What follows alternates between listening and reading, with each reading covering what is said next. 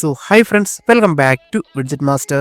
അങ്ങനെ മലയാളത്തിന് പ്രോപ്പറായിട്ടും ഒരു യൂണിവേഴ്സ് വന്നിരിക്കുന്നു. കൃത്യമായിട്ടും ഡെവലപ്ഡ് ആയിട്ടുള്ള ഒരു യൂണിവേഴ്സ്. 5 പാർട്ടുള്ള ഈ ഒരു സിനിമയുടെ മുഴുവൻ പാർട്ടിൻ്റെയും കഥ അല്ലെങ്കിൽ മുഴുവൻ യൂണിവേഴ്സിൻ്റെയും കഥ ബിൽഡ് ചെയ്തതിനു ശേഷമാണ് ഇപ്പോൾ ഇതിൻ്റെ ഫസ്റ്റ് പാർട്ടിൻ്റെ ഷൂട്ടിങ്ങും സിനിമയും ഇതുകൂടാതെ റിലീസും മറ്റും പൂർത്തിയായിരിക്കുന്നത്. സോ അതുകൊണ്ട് തന്നെ നമ്മൾ ഇന്നത്തെ വീഡിയോയിൽ നോക്കാൻ പോകുന്നത് നമ്മുടെ ഈ ഒരു യൂണിവേഴ്സിൻ്റെ എക്സ്പ്ലനേഷൻ തന്നെയാണ്. സോ അതുകൊണ്ട് തന്നെ നമുക്ക് വീഡിയോയിലോട്ട് അടക്കാൻ വരുമ്പോൾ നിങ്ങൾ എൻ്റെ ഈ ചാനലിലെ വീഡിയോ കാണുന്നെങ്കിൽ ഈ ചാനൽ ഒന്ന് സബ്സ്ക്രൈബ് ചെയ്ത് ബെൽ ഐക്കൺ എനേബിൾ ചെയ്യുക. ഞാനിപ്പോൾ പുതിയ വീഡിയോയിൽ നിൽക്കുന്ന നോട്ടിഫിക്കേഷൻ വരുന്നതാണ്. So let's start. ലോക ചാപ്റ്റർ 1 ചന്ദ്ര എന്ന സൂപ്പർ ഹീറോയുടെ കഥ പറഞ്ഞുകൊണ്ടാണ് ഈ ഒരു യൂണിവേഴ്സിൻ്റെ ആരംഭം.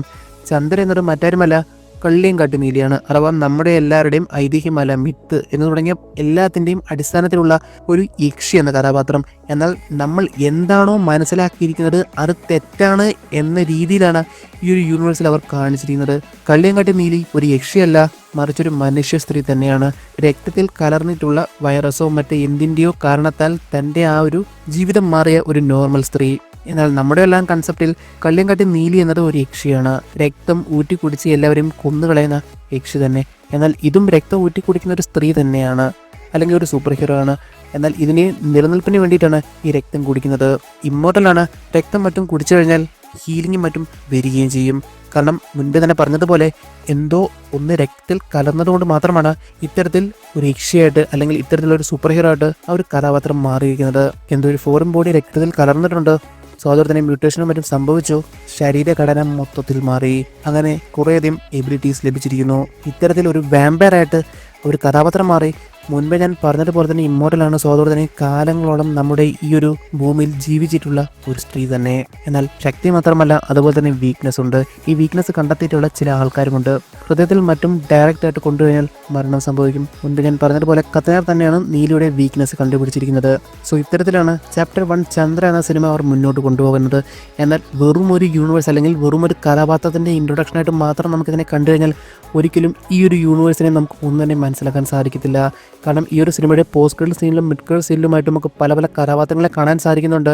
അതിൽ തന്നെ മിഡ് ക്രെഡിറ്റ് സീനിലായിട്ട് നമ്മൾ കാണുന്നത് മറ്റാരുമല്ല, ദുൽഖറിന്റെ കഥാപാത്രവും. അതേസമയം പോസ്റ്റ് ക്രെഡിറ്റ് സീനിൽ നമ്മുടെ ടൊവിനോയുടെ കുട്ടിച്ചാത്തൻ എന്ന കഥാപാത്രത്തിനെയും കാണാൻ സാധിക്കുന്നുണ്ട്. നമുക്കതിനെപ്പറ്റി മറ്റൊരു വീഡിയോയിൽ ഡീറ്റെയിൽഡ് സംസാരിക്കും, അഥവാ കുട്ടിച്ചാത്തനെ പറ്റി. എന്നാൽ അതേസമയം DQവിൻ്റെ ആ ഒരു കഥാപാത്രത്തിനെ പറ്റി നമുക്ക് സംസാരിക്കാം. പല രീതിയിലുള്ള അഭിപ്രായ വ്യത്യാസങ്ങൾ വരുന്നുണ്ട് ഈ ഒരു കഥാപാത്രം ആരാണ് എന്നതിനെ പറ്റി തന്നെ. എന്നാൽ പോലും ഒരു ബെസ്റ്റ് ഗസ്സായിട്ട് ഇപ്പോൾ മനസ്സിലാക്കാൻ സാധിക്കുന്നത് ഈ ഒരു കഥാപാത്രം ഒടിയനാണ് എന്നുള്ളത് തന്നെയാണ്. കാരണം രൂപം മാറാൻ സാധിക്കുന്ന ഒരു കൂട്ടരാണ് ഈ ഒടിയർ. എന്നാൽ ഈ ഒടിയന്മാർ രൂപം മാറുമ്പോൾ ഒരു പ്രത്യേകതയുണ്ട്. ഒരു പൂർണ്ണത ആ ഒരു മാറുന്ന ജീവിക്ക് ഉണ്ടാകില്ല. അഥവാ ഒടിയൻ ഒരു പോത്തായിട്ടോ അല്ലെങ്കിൽ ഒരു പശുവായിട്ടോ മാറിക്കഴിഞ്ഞാൽ വാലോ അല്ലെങ്കിൽ കൊമ്പോ ഉണ്ടാകില്ല, ചിലപ്പോൾ കാലും കാണില്ല. ഇത്തരത്തിൽ നോക്കിക്കഴിഞ്ഞാൽ നമുക്ക് ഈ ഒരു സിനിമയിൽ ഉടനീളം ഒരു നായയെ കാണാൻ സാധിക്കുന്നു. ആ നായയ്ക്ക് ഒരു കാലില്ലായിരുന്നു. ഇതേ നായ നമുക്ക് പലയിടങ്ങളിൽ കാണാൻ സാധിച്ചിട്ടുണ്ട്. ഒന്ന് ചന്ദ്ര ആ ഒരു ആസിഡ് ഫാക്ടറിയിൽ ഫൈറ്റ് നടത്തുമ്പോൾ, മറ്റൊന്ന് ഇതേ ദുൽഖറിന്റെ ക്യാരക്ടർ വന്ന് നിൽക്കുന്ന അതേ സമയവും. സോ അതുകൊണ്ട് തന്നെ ഈ ഒരു കഥാപാത്രത്തിനെ ഇപ്പോൾ ബെസ്റ്റ് ഗസ്സിൽ മനസ്സിലാക്കാൻ സാധിക്കുന്നത് മേ ബി അത് ഒടിയനായിരിക്കാം എന്നുള്ളത് തന്നെയാണ്. എന്നാൽ പോലും ഒടിയനായിട്ട് ഇപ്പോൾ നമുക്ക് ആ ഒരു കഥാപാത്രത്തിനെ കാണാം. എന്നാൽ ഇവരെ കൂടാതെ സൗബിൻ്റെ കഥാപാത്രമുണ്ട്, അഹാനയുടെ കഥാപാത്രമുണ്ട്. ഇതുകൂടാതെ ശാന്തി ബാലകൃഷ്ണൻ്റെ കഥാപാത്രങ്ങളും കാണിക്കുന്നുണ്ട്. മേ ബി ഇവരെല്ലാം മാടൻ, മർദ, ജിന്ന് എന്ന് തുടങ്ങിയ പല കഥാപാത്രങ്ങളായി മാറാം. അതായത് ഇതെല്ലാം തന്നെ നമ്മുടെ എല്ലാം മിത്തുമായി ബന്ധപ്പെടുത്തി തന്നെയാണ് നമ്മളെല്ലാം കേട്ട് വളർന്നിട്ടുള്ള ഒരു കഥ. എന്നാൽ ഇത് വെറും ഒരു കഥയല്ല, മറിച്ച് സത്യമായിട്ടുള്ള കാര്യമാണ്. എന്നാൽ നമ്മൾ എന്താണോ ഇതിനെ കേട്ടിട്ടുള്ളത് അല്ലെങ്കിൽ മനസ്സിലാക്കിയിട്ടുള്ളത് അതാണ് തെറ്റെന്നാണ് ഇത് പറയപ്പെടുന്നത്. നമ്മൾ ഏതൊരു ആംഗിളിൽ കാണുന്നോ ആ ഒരു ആംഗിളിലായിരിക്കും നമ്മൾ അതിനെ മനസ്സിലാക്കുന്നത്. എന്നാൽ ഏതൊരു കാര്യത്തിനും ഒന്നിൽ കൂടുതൽ ആംഗിളുണ്ട്. അതുപോലെ തന്നെയാണ് നീലി എന്ന കഥാപാത്രത്തിൻ്റെ കാര്യം ഇവർ പറയുന്നത്. നീലി നമ്മുടെ കണ്ണിൽ ലക്ഷ്യമാണ്, രക്തം ഊറ്റി കുടിക്കുന്നു. എന്നാൽ എന്തുകൊണ്ടാണ് രക്തം ഊറ്റി കുടിക്കുന്നത് അല്ലെങ്കിൽ എങ്ങനെയാണ് ഈ ഒരു രീതിയിലേക്ക് മാറിയതെന്ന് ഈ ഒരു സിനിമയിൽ അവർ മറ്റൊരു രീതിയിൽ പറയപ്പെടുന്നുണ്ട്. അതാണ് ഈ ഒരു ലോക യൂണിവേഴ്സിനെ വ്യത്യസ്തമാക്കുന്നത്. എന്നാൽ അതേസമയം എന്താണ് ഇതിൻ്റെ കാരണം, എങ്ങനെ ഇതെല്ലാം വന്നു, ആരാണ് ഇതിൻ്റെ എല്ലാം പിന്നിൽ എന്നുള്ളതിനെ പറ്റിയും നമുക്ക് മനസ്സിലാക്കണം. തീർച്ചയായിട്ടും ഒരേ നമുക്ക് വ്യക്തമായിട്ട് മനസ്സിലാക്കാൻ സാധിക്കുന്നു ആരാണ് ഇവരുടെ എല്ലാം ലീഡർ എന്ന്. അത് മറ്റാരുമല്ല, മൂത്തോൻ എന്ന ഒരു കഥാപാത്രമാണ്. മൂത്തോൻ ആരാണെന്ന് ചോദിച്ചു കഴിഞ്ഞാൽ മറ്റാരുമല്ല, മമ്മൂട്ടി തന്നെ. ഒറ്റ സീനിൽ മാത്രമേ ഈ ഒരു കഥാപാത്രത്തിനെ കാണാൻ സാധിച്ചിട്ടുള്ളൂ. ആ ഒരു സമയം കയ്യിലൊരു ദണ്ടുണ്ടായിരുന്നു. കൃത്യമായിട്ടും കൈയുടെ പുറകിലായിട്ട് 369 എന്ന് നമുക്ക് എഴുതിയിരിക്കുന്നതും വ്യക്തമായിട്ട് കാണാം. ശേഷം ഒരു ഡയലോഗ് മാത്രം ഉണ്ടായിരുന്നു. ആ ഒരു ഡയലോഗിലൂടെ ഇത് മമ്മൂട്ടിയാണ് എന്നുള്ളതിനെ പറ്റി വ്യക്തമാണ്. എന്നാൽ ആരാണ് ഈ മൂത്തോൻ, എങ്ങനെ ഇതിൻ്റെ എല്ലാം ആരംഭം എന്നതിനെ പറ്റി കൃത്യമായിട്ട് നമുക്ക് മനസ്സിലാക്കേണ്ടതുണ്ട്. അതുകൊണ്ട് തന്നെ നമുക്ക് അതിനെപ്പറ്റി ഒന്ന് മനസ്സിലാക്കാം. ഇപ്പോൾ ഇതിനെപ്പറ്റി നോക്കിയതിലൂടെ ഒരു കാര്യം മനസ്സിലാക്കാൻ സാധിച്ചു. ഇതും നമ്മുടെ ഹിസ്റ്ററിയുമായി ബന്ധപ്പെട്ട ഒരു കൺസെപ്റ്റിലൂടെ തന്നെയാണ് അനുനാഗി തിയറി. ഇതുമായി ബന്ധപ്പെട്ട ഒരു ബെസ്റ്റ് ഫാൻ തിയറി എന്ന് വേണമെങ്കിലും നമുക്കിതിനെ നോക്കാം. എന്താണ് അനുനാഗി തിയറി? പുരാതന മെസപ്പൊട്ടേമിയയിലെ സുമേറിയൻ വിശ്വാസപ്രകാരമുള്ള ഒന്നാണ് ഈ അനുനാഗി തിയറി. അഥവാ നമ്മുടെ ഈ ഒരു സോളാർ സിസ്റ്റത്തിൽ 12 ഗ്രഹങ്ങളുണ്ടായിരുന്നു. അതിൽ 12ാമത്തേതായിരുന്നു നിബേരു. നമ്മുടെ എർത്തിനെ പോലെ തന്നെ അവിടെ ജീവനുണ്ടായിരുന്നു, അവിടെ മനുഷ്യരെ പോലെയുള്ളവയെ ഉണ്ടായിരുന്നു. എന്നാൽ വളരെ അധികം അഡ്വാൻസ്ഡ് ആണ്.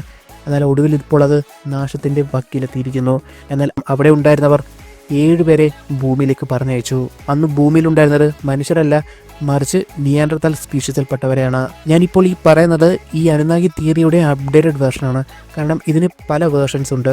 ഇതിൻ്റെ ആദ്യ കാലഘട്ടത്തിൽ പറയപ്പെടുന്നത് പ്രകാരം ആൻ എന്നത് ആകാശത്തിൻ്റെ ദൈവവും അതേസമയം കീ എന്നത് ഭൂമിയുടെ ദൈവവുമാണ്. ഇവർ 2 പേരുടെയും മക്കളാണ് മനുഷ്യർ. എന്നാൽ പിന്നീട് കാലങ്ങൾ മുന്നോട്ട് പോകും തോറും ഇതിന് അപ്ഡേഷൻസ് വന്നു. ശേഷം എഴുത്തുകാർ ഇതിനെ എക്സ്ട്രാ ടെറസ്ട്രിയൽ ബീയിങ് ആയിട്ട് അല്ലെങ്കിൽ ഏലിയൻസുമായിട്ട് രൂപകൽപ്പന ചെയ്തു. എന്നാൽ ഇപ്പോൾ നമ്മൾ ഈ ഒരു ലോക യൂണിവേഴ്സിലും കാണാൻ പോകുന്നത് ഇതേ ഏലിയൻ കൺസെപ്റ്റിലൂടെ തന്നെയായിരിക്കും. അഥവാ ഈ അനുനാഗി തിയറിയിൽ പറയുന്നത് പോലെ തന്നെ ഭൂമിയിലേക്ക് അങ്ങനെ അവർ വന്നു. മുൻപ് ഞാൻ പറഞ്ഞതുപോലെ നിബേരു പ്ലാനറ്റിൽ നിന്ന് ഭൂമിയിൽ വന്നതുപോലെ ഭൂമിയിലേക്ക് അവർ വന്നു. അവർ ഭൂമിയിലുണ്ടായിരുന്ന ആ ഒരു സ്പീഷ്യസിനെ മേബി ഒരു ഹോമോസാപ്പിയൻസ് ആകാം, അല്ലെങ്കിൽ നിയാൻഡർതൽ മനുഷ്യരാകാം. അവരിൽ ജനറ്റിക് എഞ്ചിനീയറിംഗ് നടത്തി ശേഷം മ്യൂട്ടേഷനും മറ്റും കാരണത്താൽ ഡെവലപ്ഡ് ആയിട്ടുള്ള മറ്റൊരു സ്പീഷ്യസ് ആയിട്ട് മാറി, അല്ലെങ്കിൽ മനുഷ്യരായിട്ട് മാറി. നമ്മുടെ ഒരു എവല്യൂഷനിൽ പറയപ്പെടുന്നത് പോലും ഇതേ കാര്യം തന്നെയാണ്. നമ്മൾ കുരങ്ങന്മാരിൽ നിന്നും എവല്യൂഷൻ ഉണ്ടായി വന്നു എന്നല്ല, മറിച്ച് നമ്മുടെയും കുരങ്ങൻ അല്ലെങ്കിൽ ഏപ്സിൻ്റെയും ആൻസെസ്റ്റർ ഒന്നാണെന്നാണ് പറയപ്പെടുന്നത്. അല്ലെങ്കിൽ ഒരു കോമൺ ആൻസെസ്റ്ററിൽ നിന്നാണ് നമ്മൾ വന്നിരിക്കുന്നത്. ആ കോമൺ ആൻസെസ്റ്ററിൽ നിന്നും ഒരു 2 ഡൈവേർഷൻ ഉണ്ടായി. ഒന്ന് മനുഷ്യരിലേക്കും വന്നു, മറ്റൊന്ന് ഇപ്പോൾ നമ്മൾ കാണുന്ന ആ ഒരു മങ്കി ഫാമിലിയിലേക്കും പോയിരിക്കുന്നു. ഞാൻ ഈ പറഞ്ഞ കൺസെപ്റ്റുകളെല്ലാം കൺഫേം ആകുന്ന രീതിയിൽ തന്നെയുള്ള കാര്യങ്ങളാണ് സിനിമയുടെ ആദ്യത്തെ ആനിമേഷൻ സീക്വൻസിലൂടെ നമുക്ക് കാണാൻ സാധിക്കുന്നത് പോലും. കാരണം ഈ സിനിമയുടെ ഡയറക്ടർ തന്നെ പറഞ്ഞിരുന്നു, ഈ ഒരു യൂണിവേഴ്സിൻ്റെ മുഴുവൻ കഥയുമാണ് ആ ഒരു സീക്വൻസിൽ അവർ കാണിച്ചിട്ടുള്ളത് എന്നത് തന്നെയാണ്. അഥവാ ആദ്യത്തെ ആനിമേഷൻ സീക്വൻസിലൂടെ. കാരണം നമുക്ക് ഈ ആനിമേഷൻ സീക്വൻസിലൂടെ കാണാൻ സാധിക്കുന്നു ഒരു ഏലിയൻ ഗ്രഹമുണ്ട്, അവിടെ കുറേയധികം പ്രശ്നങ്ങളുണ്ടാകുന്നു, വാറും മറ്റും കാര്യങ്ങളുണ്ടാകുന്നു. ശേഷം അവിടെ നിന്നും കുറേ സ്പേസ് ഷിപ്പുകൾ പോകുന്നു, അത് നമ്മുടെ ഭൂമിയിലേക്ക് വരുന്നു, ഭൂമിയുടെ പല ഇടങ്ങളിലേക്കും വരുന്നു. സോ ഇതിനെല്ലാം വെച്ച് നോക്കുകയാണെങ്കിൽ പറയാൻ സാധിക്കുന്നു, മുൻപേ പറഞ്ഞതുപോലെ ആ ഒരു പ്ലാനറ്റിൽ നിന്നും ഭൂമിയിലേക്ക് വരുന്നു, അത് തന്നെയായിരിക്കും മൂത്തോൻ. അനുനാഗി തിയറിയിൽ 7 പേരാണ് ഭൂമിയിലേക്ക് വരുന്നത് എങ്കിൽ ഇവിടെ മേ ബി അത് മൂത്തോൻ മാത്രമാകാം. ഒരു കാര്യം ഉറപ്പുള്ളതാണ്, മൂത്തോൻ ഉൾപ്പെടെയുള്ള എല്ലാവരും തന്നെ ഏലിയൻസ് ആണ്. അതിൽ തന്നെ നീല് മാത്രമാണ് മേ ബി എർത്തിൽ നിന്നും ശക്തി ലഭിച്ചിട്ടുള്ളത്. ബാക്കിയുള്ളവരെല്ലാവരും തന്നെ ഏലിയൻസ് ആണ്. ഭൂമിയിൽ ഉണ്ടായിരുന്നവരെ അവർ മനുഷ്യരാക്കി മാറ്റുന്നു, എല്ലാം പഠിപ്പിക്കുന്നു, ഫയർ പോലുള്ള കൺസെപ്റ്റുകൾ കാണിച്ചു കൊടുക്കുന്നു. ഇതേ കാര്യങ്ങൾ തന്നെ ആനിമേഷൻ സീക്വൻസിലും കാണാൻ സാധിക്കുന്നു. എന്നാൽ അതേസമയം മിക്ക സീക്വൻസുകളിൽ നമുക്ക് ഈ മൂത്തോനോടൊപ്പം എതിരായിട്ട് ഒരു കഥാപാത്രത്തിനെ കാണാൻ സാധിക്കുന്നുണ്ട്, ഒരു ലേഡി ക്യാരക്ടർ. ഇത് മാത്രമല്ലാതെ ഈ ഒരു സിനിമയുടെ തുടക്കത്തിലും സ്വീഡനിൽ ചന്ദ്രൻ നിൽക്കുമ്പോൾ പോലും ഓപ്പോസിറ്റായിട്ട് വന്നിട്ടുള്ള ആ ഒരു ഫോറിൻ ലേഡിയിലൂടെ മനസ്സിലാക്കാൻ സാധിക്കുന്നു ഇഷ്ടാറിൻ്റെ ആളാണ് അവരെന്നും ഈ ഇഷ്ടാറാണ് മൂത്തോനെ എതിർത്ത് നിൽക്കുന്നത് എന്നും. സോ അതുകൊണ്ട് തന്നെ ഇപ്പോൾ നമുക്ക് ഇവയെല്ലാം വെച്ച് ഒരു കാര്യം പറയാൻ സാധിക്കുന്നു, മേ ബി ആ നിബിരു പ്ലാനറ്റിൻ്റെ ലീഡർ ആയിരിക്കും ഇഷ്താർ, അല്ലെങ്കിൽ ഇഷ്താറിൻ്റെ ഫാമിലിയിൽപ്പെട്ടവർ. അവിടെ ആ ഒരു ഗ്രഹത്തിന് എന്തെങ്കിലും ആപത്ത് വരുമ്പോൾ, കാരണം ഈ ഒരു അനുനാഗി തിയറിയിൽ പറയുന്നത് പോലും നിബിരു പ്ലാനറ്റിൻ്റെ നാശത്തിൻ്റെ വക്കിലെത്തിയപ്പോഴാണ് അവിടെ ഉണ്ടായിരുന്നവരിൽ 7 പേരെ ഇങ്ങോട്ടേക്ക് പറഞ്ഞയച്ചത്. എന്തിനാണെന്ന് ചോദിച്ചു കഴിഞ്ഞാൽ ഈ പ്ലാനറ്റിനെ ഡെവലപ്പാക്കിയ ശേഷം അവർക്ക് ഇങ്ങോട്ടേക്ക് വന്ന് നിൽക്കാനായിട്ട്. മേ ബി നമ്മൾ മാൻ ഓഫ് സ്റ്റീലിൽ കണ്ടതുപോലെ ഒന്ന് മൂത്തോനെ ഇങ്ങോട്ടേക്ക് പറഞ്ഞയച്ചതും അതിനുവേണ്ടി തന്നെയാകാം. എന്നാൽ മൂത്തോൻ ഇവിടെ വന്നതിന് ശേഷം മാറിയിരിക്കുന്നു, ഒരു ഗോഡ് ലെവൽ എൻറ്റിറ്റി ആയിട്ട് ആ ഒരു കഥാപാത്രം മാറി. കാരണം മനുഷ്യരെ മനുഷ്യരാക്കി മാറ്റിയതും അവർക്ക് വേണ്ട വിദ്യകളും ജാലങ്ങളും പഠിപ്പിച്ചു കൊടുത്തതും ഇതേ മൂത്തോനാണ്. സോ അതോടെ തന്നെ ആ ഒരു ഗോഡ് എന്നൊരു കൺസെപ്റ്റിലൂടെ തന്നെ നമുക്ക് ഈ ഒരു കഥാപാത്രത്തിനെ കാണാൻ സാധിക്കും. ഇത് മാത്രമല്ല മറ്റൊരു പ്രത്യേകത കൂടിയുണ്ട്. കത്തനാർ ചന്ദ്രയ്ക്കെല്ലാം പറഞ്ഞു കൊടുക്കുമ്പോൾ മൂത്തോനെ കാണാൻ പോകണമെന്ന് പറയുന്നുണ്ട്. ആ ഒരു സമയം ചൂണ്ടിക്കാണിക്കുന്നത് യേശു ക്രിസ്തുവിൻ്റെ ഫോട്ടോയിലേക്കാണ്. സോ അതുകൊണ്ട് തന്നെ ഞാൻ എന്താണ് പറയാൻ ഉദ്ദേശിക്കുന്നതെന്ന് ഇപ്പോൾ നിങ്ങൾക്ക് മനസ്സിലായി കാണും. ശേഷം മനുഷ്യരെ നശിപ്പിക്കാൻ തുടങ്ങുന്ന ഇസ്താറിനെ അല്ലെങ്കിൽ ഇസ്താറിൻ്റെ ഫാമിലിക്ക് എതിരായിട്ട് മൂത്തോൻ നിൽക്കുന്നു. അതോടൊപ്പം മൂത്തോൻ്റെ അനുയായികളും. കാരണം നമുക്ക് ഭൂമിയിലേക്ക് പല പല ഏലിയൻ ഷിപ്പുകൾ തുടർകാലത്ത് വരുന്നതായിട്ടും ഇതോടെ മറ്റു പല കാര്യങ്ങളും കാണാനും സാധിക്കുന്നു. ഇപ്പോൾ ഏറെക്കുറെ എന്തായിരിക്കും ഈ ഒരു സിനിമയുടെ കൺസെപ്റ്റ് എന്നും അല്ലെങ്കിൽ എങ്ങനെയായിരിക്കും ഇതെല്ലാം മുന്നോട്ട് പോകുന്നത് എന്നതിനെ പറ്റിയൊരു ഐഡിയ ഇപ്പോൾ എല്ലാവർക്കും ലഭിച്ചു എന്ന് മനസ്സിലാക്കാൻ സാധിക്കുന്നുണ്ട്. തീർച്ചയായിട്ടും നമ്മൾ മുൻപോട്ട് കാണാൻ പോകുന്നത് ഇതേ മൂത്തോൻ എന്ന പവർഫുൾ ക്യാരക്ടറും ഇതുകൂടാതെ ഇഷ്താറും തമ്മിലുള്ള യുദ്ധങ്ങൾ തന്നെയാണ്. എന്നാൽ അതേസമയം ഇതിൽ നിന്ന് എന്തുകൊണ്ട് ചന്ദ്ര വ്യത്യസ്തയാകുമെന്ന് ചോദിച്ചു കഴിഞ്ഞാൽ, കാരണം ചന്ദ്രയ്ക്ക് പവർ ലഭിച്ചിരിക്കുന്നത് മൂത്തോനിൽ നിന്നല്ല ഇഷ്താറിൽ നിന്നാണ് എന്നതുകൊണ്ട് തന്നെ. കാരണം ചന്ദ്രൻ അല്ലെങ്കിൽ നീല കഥാപാത്രം ഗുഹയിലേക്ക് പോകുമ്പോൾ അവിടെ ഒരു പ്രതിമ നിൽക്കുന്ന കാണുന്നുണ്ട്. അത് മേ ബി മനസ്സിലാക്കുന്നു ഇസ്താറിൻ്റെയോ അല്ലെങ്കിൽ ആ ഒരു ഫാമിലിയിൽപ്പെട്ട ആരുടെയോ ആണ്. പറയാൻ കാരണം പുറകിലായിട്ട് നമുക്കൊരു ചിഹ്നം കാണാൻ സാധിക്കുന്നു. ഇതേ ചിഹ്നങ്ങൾ തന്നെയാണ് നമ്മൾ തുടക്കത്തിൽ ആനിമേഷൻ സീക്വൻസിൽ ആ ഒരു ലേഡിയുമായി അസോസിയേറ്റ് ചെയ്തും കാണുന്നത്. സോ അതുകൊണ്ട് തന്നെ പല പല തിയറികളും ഇതുമായി ബന്ധപ്പെട്ട് നമുക്കിനി കേൾക്കാൻ സാധിക്കും. തീർച്ചയായിട്ടും കാത്തിരിക്കും എന്തായിരിക്കും ഇതിൻ്റെ ഡയറക്ടർ ഒളിപ്പിച്ച് വെച്ചിരിക്കുന്നത് എന്നതിനെ പറ്റി തന്നെ. സോ അതോടെ തന്നെ നമുക്ക് ഇന്നത്തെ അവസാനിപ്പിക്കാം. സോ അതോടെ ഇഷ്ടപ്പെട്ടാൽ തീർച്ചയായും ലൈക്ക് ചെയ്യുക. അതോടൊപ്പം അഭിപ്രായങ്ങളും വീഡിയോ കമന്റ് ബോക്സിൽ പെടുത്താം. നിങ്ങൾക്ക് നിങ്ങളുടെ ഫാൻ തിരിച്ചും പ്ലോട്ട്സും വീഡിയോ കമന്റ് ബോക്സിൽ പെടുത്താം.